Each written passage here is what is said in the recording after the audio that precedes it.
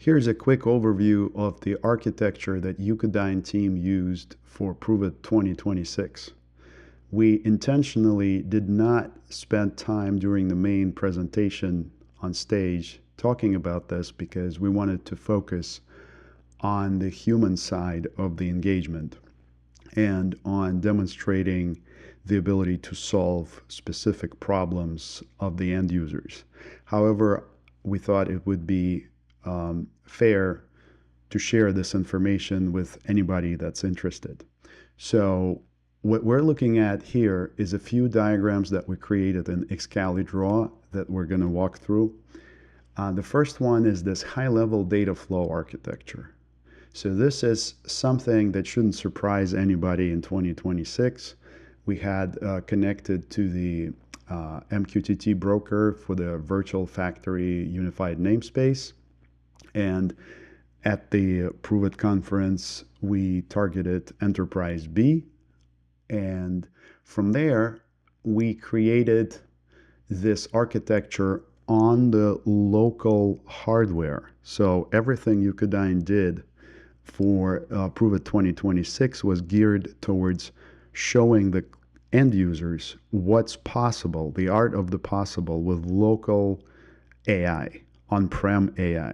So we brought these boxes, and everything you see down below the Virtual Factory UNS, this was all local.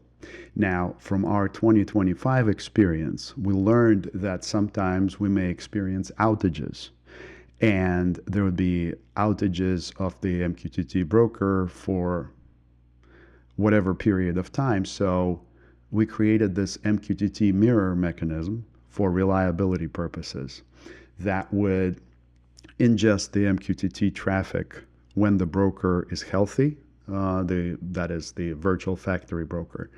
And if there were any issues with the virtual factory broker, the MQTT mirror would replay the messages and push them into the local HiveMQ. So this way, we would always have data to work with, no matter what's going on with the outside external broker.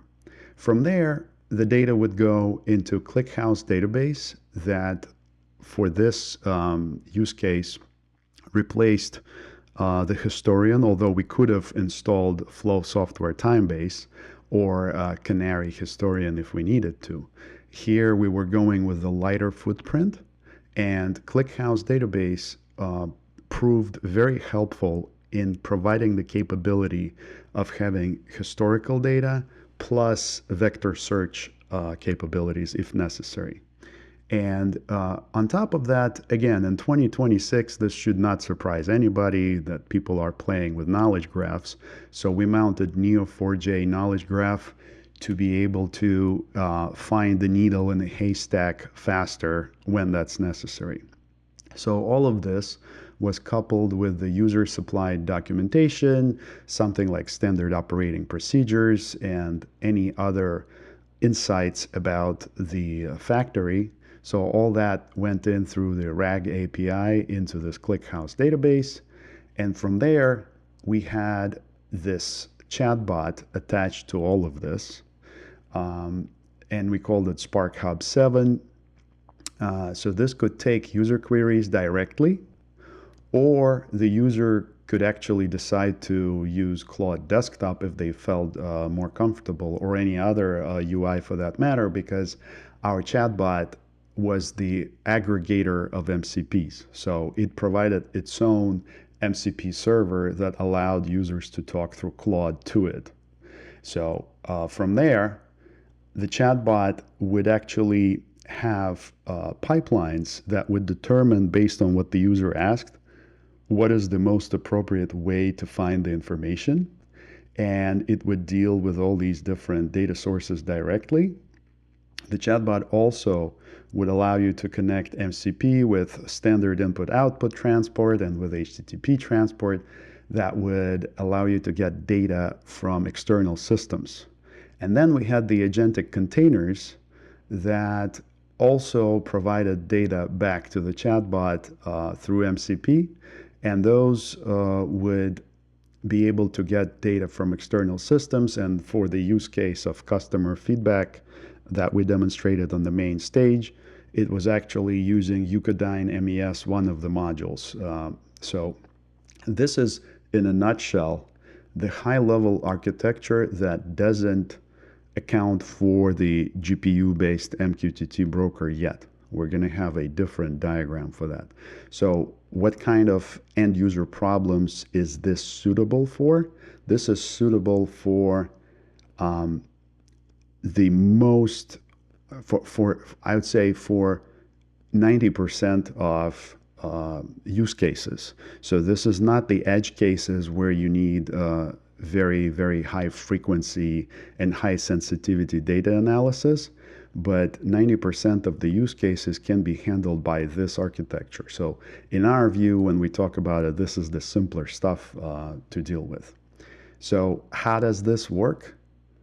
If we look at the high-level agentic chatbot architecture, again, you have this entry point that you can come in through Claude and MCP server, but you don't have to. You can come in through our UI directly. There are certain perks when you do that. You can get Grafana dashboards, dashboard views that are integrated. This is marked in blue because we added that after the ProveIt conference because we needed to do a demo for a potential customer. And from there, from the chatbot, we just wanted to show that whenever the user asks anything, what we put in, again, all of this is happening in real time on the local hardware with the acceptable performance that you can see in the main stage demo. There is a user query classifier that tells us whether what was asked requires an MCP tool call, a call to the documents pipeline, and in that case, we go to the database to get that. If there is so we had two types of UNS requests. UNS narrow would go to the knowledge graph in Neo4j. So an example would be if you're asking for some specific sensor data, it would probably choose this path.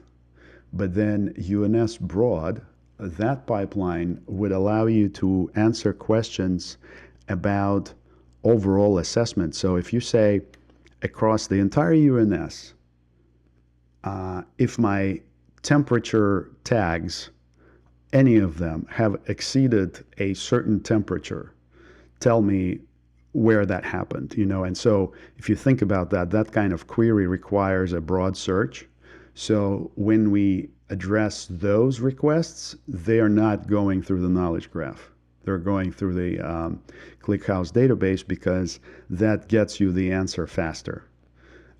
General pipeline, that is just you saying hello and, what's the capital of the state of New York? Random questions like that. So the LLM can answer that directly. And then we had the all pipeline. Basically, you're able to provide these hints when you're typing your question. And this would basically ask all of these pipelines in parallel. And then the LLM would summarize the results of the pipelines. So this was something we had in the chatbot all along. On the MCP side, again, an MCP client, and it would go, and we connected the MCP server from our agentic container. So when we talked about customer feedback on main stage, it followed this path. But again, we chose deliberately not to spend time on explaining all of this on the main stage because it is very technical. And this information may be valuable for the techies, but not very valuable for the end users who want to see their problem solved. Okay, so moving on, how does the agentic container architecture, what does it look like? It's actually pretty simple. We had that local HiveMQ MQTT broker that we looked to as we subscribe for certain tags. And when the condition was met and we got the message, regular pub sub Python container, it burst into action. Now, it would usually have some kind of external data source that it deals with so that it could add more value rather than just observe the data in your MQTT broker and that's it. There's also a persistence layer.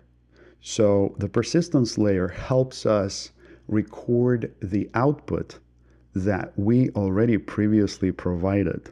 This is essential because you don't want the agent to constantly produce the same type of output.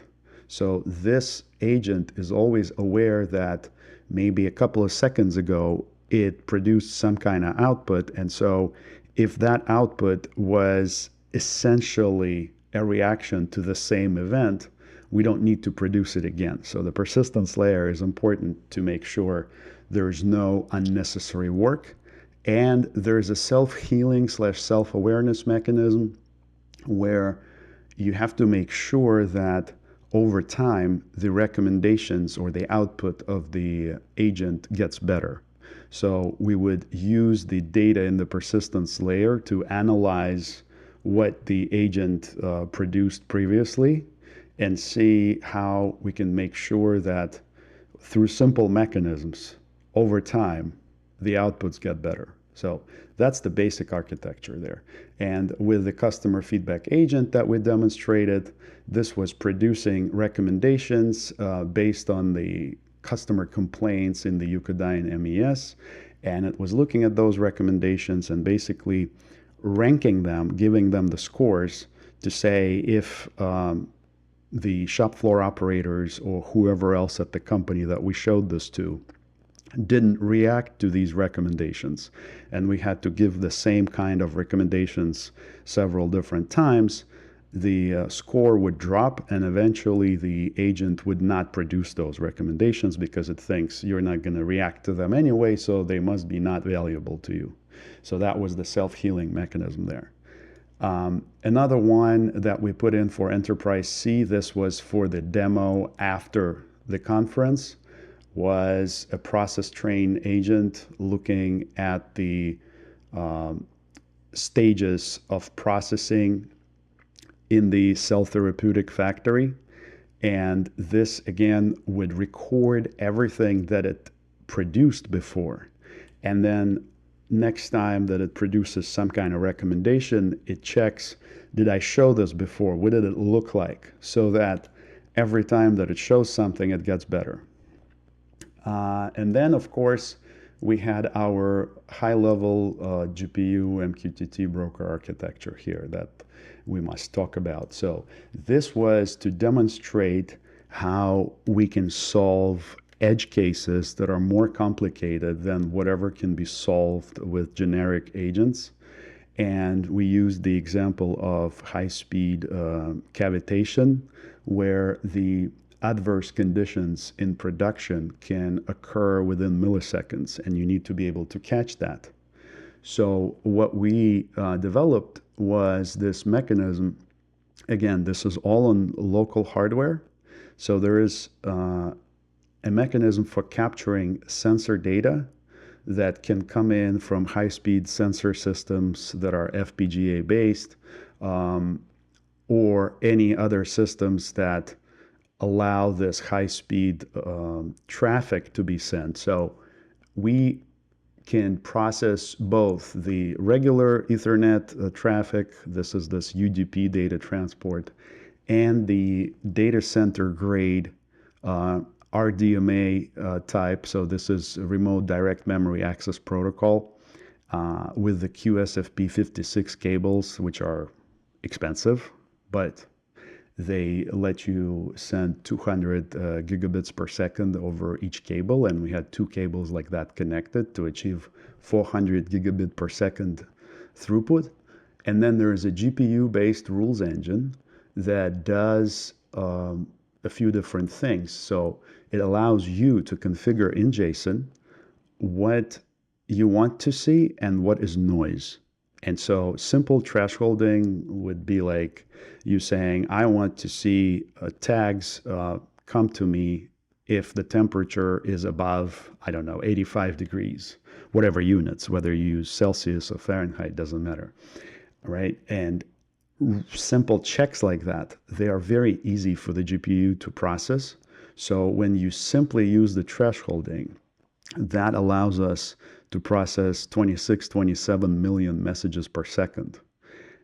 We also provided sliding window statistical analysis. So this is your fast Fourier transforms where you can configure the size of the window and they detect the adverse conditions. And what we ran in the demo was 3 different algorithms concurrently. It was for the acoustic sensor, for the vibration sensor, the pressure sensor. And so with the 3 algorithms concurrently, we got 5 million messages per second.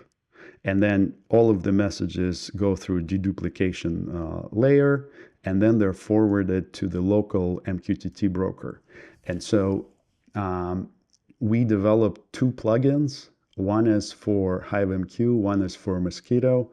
And during the conference, we were demonstrating this HiveMQ plugin, and we were taking 26 million messages and filtering out the noise and routing 8,000 messages per second to the local HiveMQ. And now we're collaborating with Mosquito, and we're able to get higher throughput, but that's going to be subject of a separate announcement. So this is it. This is the architecture that Eukodyne presented at ProveIt 2026 in a nutshell.